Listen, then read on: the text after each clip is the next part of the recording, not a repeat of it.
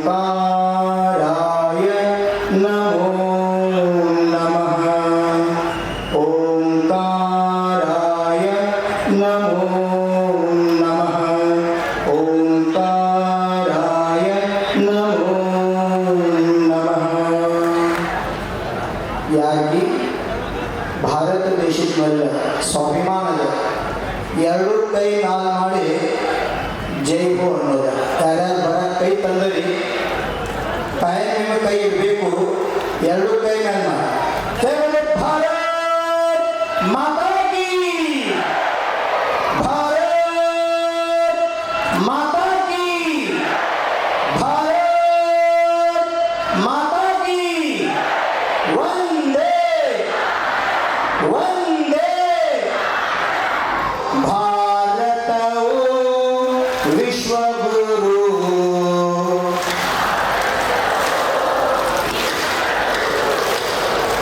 ಭರತ ಭಗವಾನ್ ಭಾರತ ಭೂಷಣರು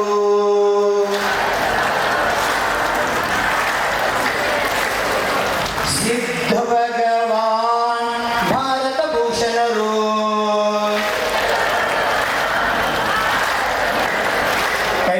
ಅಹಿಂಸಾ ಪರಮೋ ಧರ್ಮ ತಿಳಿಯೋ ಅದರ ಮರ್ಮ ಅಹಿಂಸಾ ಪರಮೋ ಧರ್ಮ ತಿಳಿಯೋ ಅದರ ಮರ್ಮ ಮಾಡೋ ದಾನ ಧರ್ಮ ಕಲಿಯೋ ನಿನ್ನ ಕರ್ಮ ಮಾಡೋ ದಾನ ಧರ್ಮ ಕಲಿಯೋ ನಿನ್ನ ಕರ್ಮ ಕಲಂತೈನ ಭಾರತವು ವಿಶ್ವಗುರು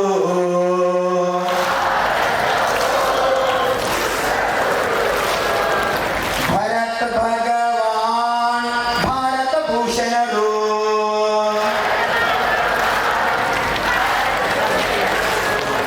ರಾಮ ಭಗವಾನ್ ಭಾರತ ಭೂಷಣರು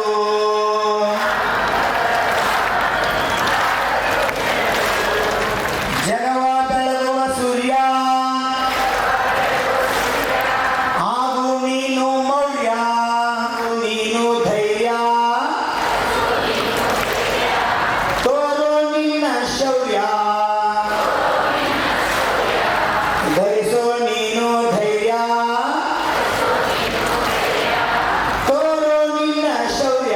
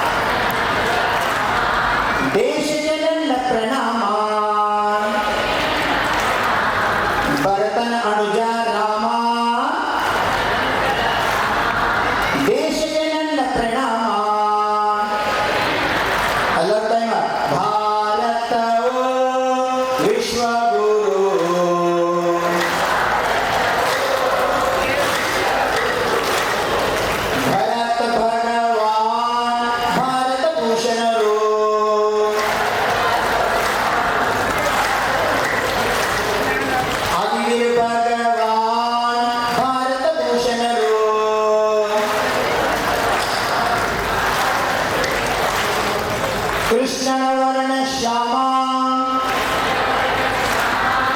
ಧೈರ್ಯಧಾರಿ ಭೀಮ್ ಕೃಷ್ಣನ ವರ್ಣ ಶ್ಯಾಮ ಧೈರ್ಯಧಾರಿ ಭೀಮ ಶರद ಚಂದ ಮಾಮ ಬಂಡಿ ಗಣಿ ಗ್ರಾಮ ಶರद ಚಂದ ಮಾಮ ಬಂಡಿ ಗಣಿ ಗ್ರಾಮ ಬೋಲೋ ಭಾರತವೋ ವಿಶ್ವಗುರು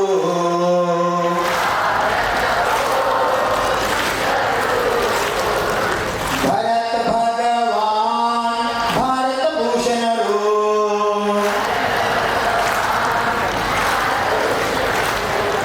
ಬೊಮ್ಮಟ ಭಗವಾನ್ ಭಾರತ ಭೂಷಣರು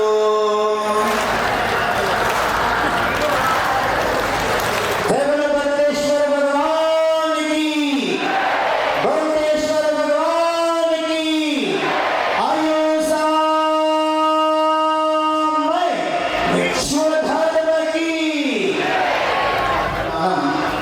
न ज्ञानं न शीलं न गुणो न धर्मः ते मृत्युलोके दुर्विभारभूत मनुष्यरूपेण मृगाः सरन्ति हे भव्य ಜೀವಾತ್ಮೋ ಇವತ್ತಿನ ಈ ಬಂಡಿಗಿರಿ ಮಠದಲ್ಲಿ ನೀವೆಲ್ಲ ಸೇರಿ ಇದಕ್ಕೆ ಹೆಸರು ಕೊಡಲಾಗಿದೆ ವಿಶ್ವ ಶಾಂತಿಗಾಗಿ ಸರ್ವ ಧರ್ಮ ಮಹಾಸಂಗಮ ಅಂತ 12ನೇ ಶತಮಾನದಲ್ಲಿ ಬಸವಣ್ಣವರು ಒಂದು ಭಾವೈಕ್ಯತೆ ಪ್ರತೀಕವಾಗಿ ಅನುಭವ ಮಂಟಪವನ್ನ ರಚನೆ ಮಾಡಿ ಈ ಲೋಕಕ್ಕೆ ಶಾಂತಿ ಸಂದೇಶ ಕೊಟ್ಟರು. ಅದನ್ನು ಯುಗದ ಆದಿಯಲ್ಲಿ ಆದಿನಾಥರು ಸಮವಚನ ಮಾಧ್ಯಮದಿಂದ ವಿಶ್ವದ ಸಂದೇಶವನ್ನು ಕೊಟ್ಟರು. ಅಂತ ಸಂದೇಶವನ್ನು 21ನೇ ಶತಮಾನದಲ್ಲಿ ನಿಮ್ಮ ಚಕ್ರವರ್ತಿ ದಾನೇಶ್ವರ ಅಜ್ಜನ್ ಅವರು ಜೀವಂತ ಸಮವಚನವನ್ನ ಎಲ್ಲ ಸಾಧು ಸಂತರ ಒಂದು ಸ್ಥಾನದಲ್ಲಿ ಕೊಡಿ ಜೀವಂತ ಸಮವಚನವನ್ನ ಅನುಭವ ಮಂಟಪವನ್ನ ಈ ಜಗತ್ತಿಗೆ ದಾರ್ಶನಿಕ ಕಾರ್ಯಗಳು. ಈಗ ನಾನೊಂದು ಸರ್ಪ್ರೈಸ್ ಕೂಡ ನೀ ಕೊಡಂಗಿಲ್ಲ ನಿಮ್ಮ ಮುಖ್ಯಮಂತ್ರಿ ಬಂದಂತ ಅಂದಾಗ ಸಸ್ಪೆನ್ಸ್ ಇರ್ತರು.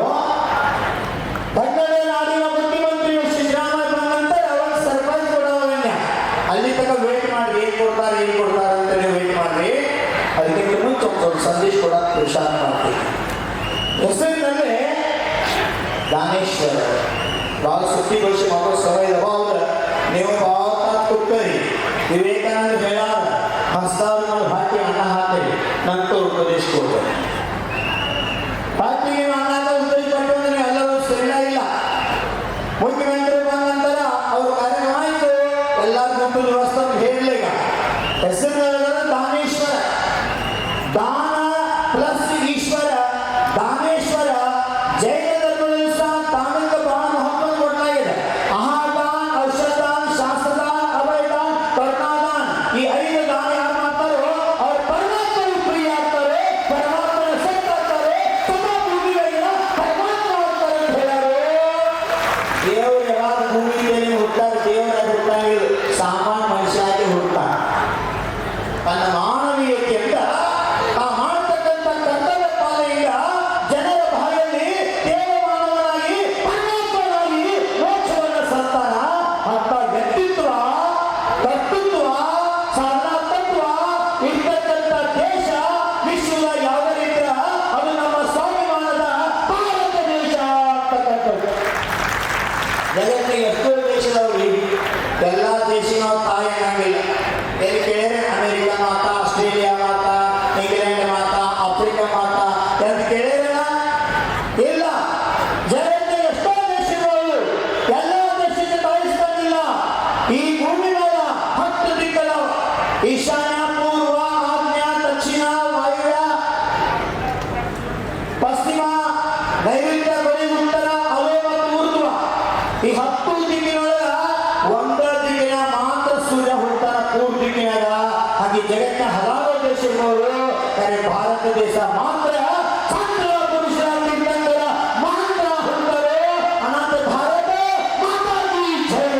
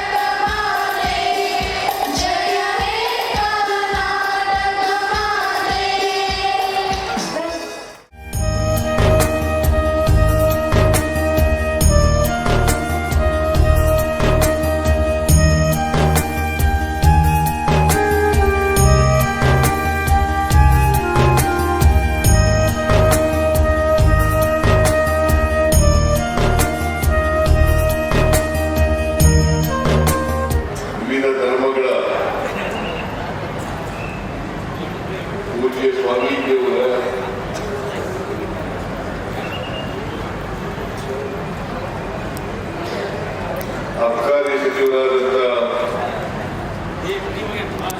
ಶ್ರೀ ತಿಮ್ಮಾಪುರ್ ಅವರ, ಶ್ರೀ ನಂಜೈ ಭಟ್ ಅವರ, ಕರ್ನಾಟಕ ಚಲನಚಿತ್ರ ಅಕಾಡೆಮಿಯ ಅಧ್ಯಕ್ಷರಾದಂಥ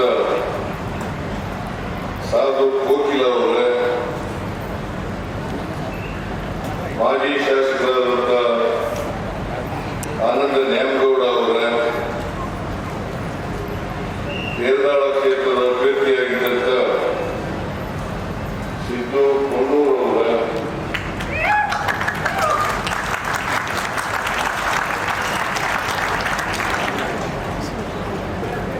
ಮಠದ ಎಲ್ಲ ಭಕ್ತಾದಿಗಳೇ, ಜೈನ ಧರ್ಮ, ಬೌದ್ಧ ಧರ್ಮ ಎಲ್ಲರೂ ಕೂಡ ಭಾಗವಹಿಸಿದ್ದಾರೆ. ಅವರಿಗೆಲ್ಲರಿಗೂ ಪ್ರಣಾಮಗಳನ್ನು ಅರ್ಪಿಸಲಿಕ್ಕೆ ಬಯಸ್ತಾ ಇದ್ದೇವೆ.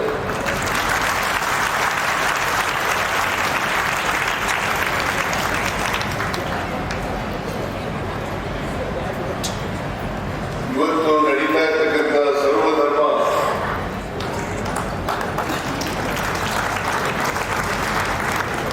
ನಮ್ಮ ದೇಶದಲ್ಲಿ, ಇಡೀ ಜಗತ್ತಿನಲ್ಲಿ ಅನೇಕ ಧರ್ಮಗಳಿದ್ದಾವೆ, ಜಾತಿಗಳಿದ್ದಾವೆ. ಅದರಲ್ಲೂ ಭಾರತ ದೇಶದಲ್ಲಿ ನಮ್ಮ ಸಮಾಜದಲ್ಲಿ ಅನೇಕ ಜಾತಿಗಳಿದ್ದಾವೆ, ಅನೇಕ ಧರ್ಮಗಳಿದ್ದಾವೆ.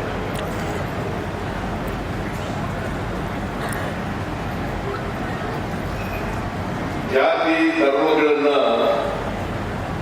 ನಾವು ಮಾಡಿರೋದಲ್ಲ, ಮೊದಲಿಂದ ಬೆಳಕು ಬಂದಿದೆ. ಆ ಸಂಸ್ಕೃತಿ ನಮ್ಮಲ್ಲಿ ಬೆಳೆದು ಬಂದಿದೆ. ನಾವೆಲ್ಲರೂ ಕೂಡ ಮಾಡಬೇಕಾಗಿರ್ತಕ್ಕಂಥದ್ದು, ನಾವು ಯಾವುದೇ ಧರ್ಮಕ್ಕೆ ಸೇರಿದರೂ ಕೂಡ, ಯಾವುದೇ ಜಾತಿಗೆ ಸೇರಿದರೂ ಕೂಡ ಬೇರೆ ಜಾತಿಯವರನ್ನ ಪ್ರೀತಿಸಬೇಕೇ ಹೊರತು ದ್ವೇಷಿಸಬಾರದು. ಬೇರೆ ಧರ್ಮದವರನ್ನ, ಬೇರೆ ಜಾತಿಯವರನ್ನ ಪ್ರೀತಿಸಬೇಕೇ ಹೊರತು ದ್ವೇಷಿಸಬಾರದು. ಇದನ್ನ ಮೂಲಭೂತವಾಗಿ ನಾವೆಲ್ಲರೂ ಕೂಡ ಅರ್ಥ ಮಾಡ್ಕೋಬೇಕಾಗ್ತದೆ. ಯಾವುದೇ ಧರ್ಮಕ್ಕೆ ಸೇರಿರಲಿ, ಯಾವುದೇ ಜಾತಿಗೆ ಸೇರಿರಲಿ, ನಾವೆಲ್ಲರೂ ಕೂಡ ಮನುಷ್ಯರು.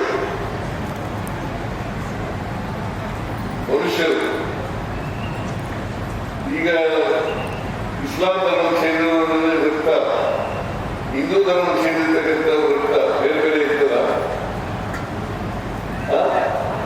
ಈಗ ನಾವು ಎಷ್ಟು ಸ್ವಾರ್ಥಿಗಳು ಅಂತಂದ್ರೆ, ಕಾಯಿಲೆ ಬಂದ್ರೆ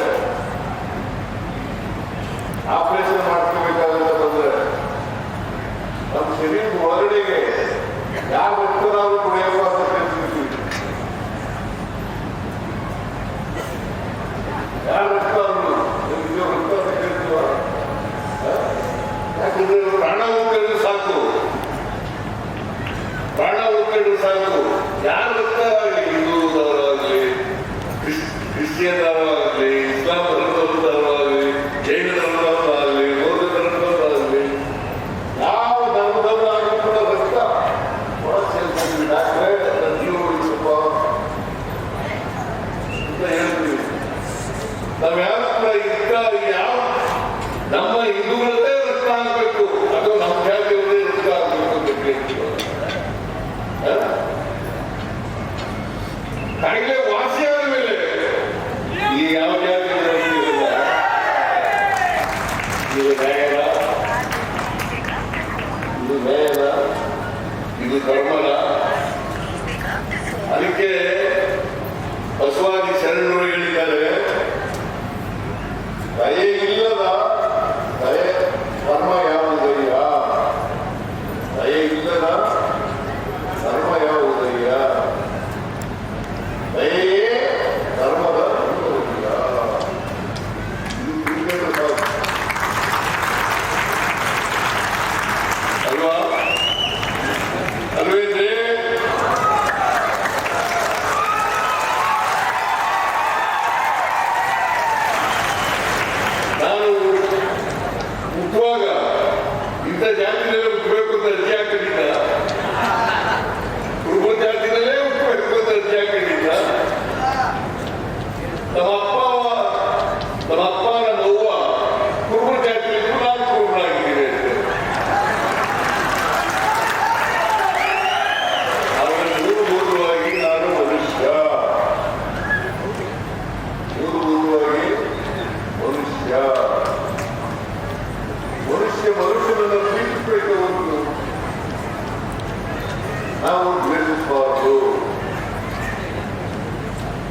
ಪ್ರಾಣಿಗಳನ್ನು ಪ್ರೀತಿಸ್ತೀವಿ, ಆದ್ರೆ ಮನುಷ್ಯರನ್ನ ದ್ವೇಷಿಸ್ತೀವಿ. ಈ ಯಾವ ಧರ್ಮದವನು, ಆ ಧರ್ಮದವನು, ಈ ಜಾತಿಯವನು, ಆ ಜಾತಿಯವನು. ಅದಕ್ಕೆ ನಮ್ಮಲ್ಲಿ ಈ ಜಾತಿ ವ್ಯವಸ್ಥೆಯಿಂದ ಗುಲಾಮಗಿರಿ ಮನೆ ಮಾಡ್ಬಿಡ್ತದೆ.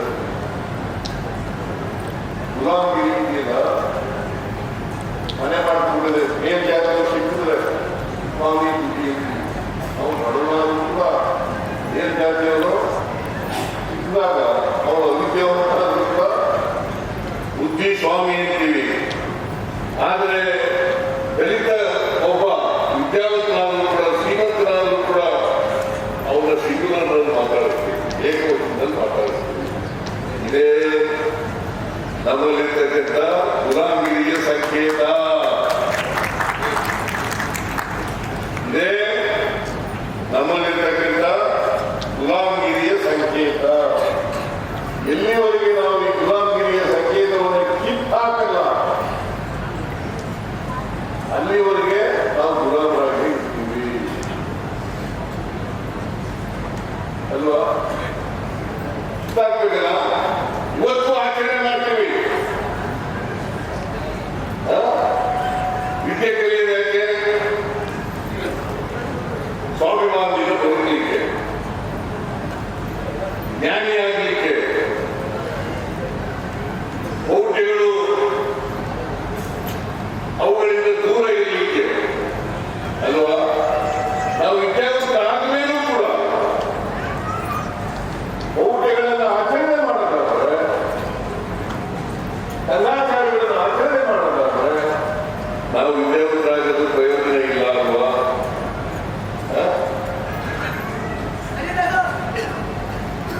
ನೀನು ಯಾಕಪ್ಪ ಇವತ್ತು ಬಟ್ಟೆ ಇಲ್ಲ, ಒಟ್ಟಿಗೆ ಇಟ್ಟಿಲ್ಲ, ಅವಿದ್ಯಾವಂತರಾಗಿದ್ಯಾ, ಬಡತನದಿಂದ ಇದೆಯಾ ಅಂತಂದ್ರೆ ನಾನು ಅನೇಕ ಸ್ವಾಮಿ ಅಂತ ಏನ್ ದೇವರು ಬರ್ಲಿಲ್ಲ. ಯಾವ ಜಾತಿ ಸೇರಿದವರು? ಬೆಸ್ತ ಜಾತಿ ಸೇರಿದವರು. ಸಾಧ್ಯ ಆಗಿಲ್ಲ. ಒಬ್ಬ ವಾಲ್ಮೀಕಿ ಜಾತಿ ಸೇರಿದವರು ರಾಮಾಯಣ ಅಂತ ಗ್ರಂಥ ಬರೀಬೇಕಾದ್ರೆ, ಮಹಾಭಾರತ ಅಂತ ಒಂದು ಅದನ್ನ ಬರೀಬೇಕಾದ್ರೆ ವ್ಯಾಸ ನಾವು 6 ಜನ ಮಕ್ಕಳು, ಇಬ್ಬರು ಸಿಸ್ಟರ್ಸು, 4 ಜನ ಹೆಣ್ಮಕ್ಳು, ನಮ್ಮಣ್ಣ 4 ಜನ ರೀತಿ ಓದಿದ್ದೀರ. ನಾನು ನಾವು ಓದಿದೆ. ಇನ್ನಿಬ್ಬರು ತಂದೆಯು ಏನು ಓದಿಲ್ಲ, ವಿದ್ಯಾವಂತರು. ಇಬ್ಬರು ಸಿಸ್ಟರ್ಸ್ ವಿದ್ಯಾವಂತರು, ಇಬ್ಬರು ಬ್ರದರ್ಸು ಅವಿದ್ಯಾವಂತರು. ಅವ್ರಿಗೆಲ್ಲ ಹಳೆ ಬರೋದ್ರಿಂದ ವಿದ್ಯೆ ಕಲಿಲ್ಲ ಅಂತ. ಸಿದ್ದರಾಮಯ್ಯ ಮಾತ್ರ ನಾವು ಓದೋದಕ್ಕೆ ಬರೋದಿಲ್ಲ, ಸಿದ್ದರಾಮಯ್ಯ ಮಾತ್ರ ಮುಖ್ಯಮಂತ್ರಿ ಆಗೋದಕ್ಕೆ ಬರೋದ್ರಿಂದ ದೇವರುಗಳಾದರೂ ಕೂಡ ಬದಲಾವಣೆ ಆಗಿಲ್ಲ. ಇಷ್ಟು ವರ್ಷಗಳಾದ್ರೂ ಕೂಡ ಬದಲಾವಣೆ ಆಗಿಲ್ಲ. ಬುದ್ಧ ಯಾವಾಗಿಲ್ಲ ಜಾತಿರಹಿತವಾದಂಥ, ವರ್ಗರಹಿತವಾದಂಥ ಸಮಾಜ ಆಗಬೇಕು, ಸಮಾನತೆಯ ಸಮಾಜ ಆಗಬೇಕು. ಬಸವಣ್ಣ ಯಾವಾಗ ಹೇಳಲ್ಲ. 12ನೇ ಶತಮಾನದಲ್ಲಿ ಇವತ್ತವರೆಗೂ ಕೂಡ ಬದಲಾವಣೆ ಆಗಿಲ್ಲ ಅಲ್ವಾ?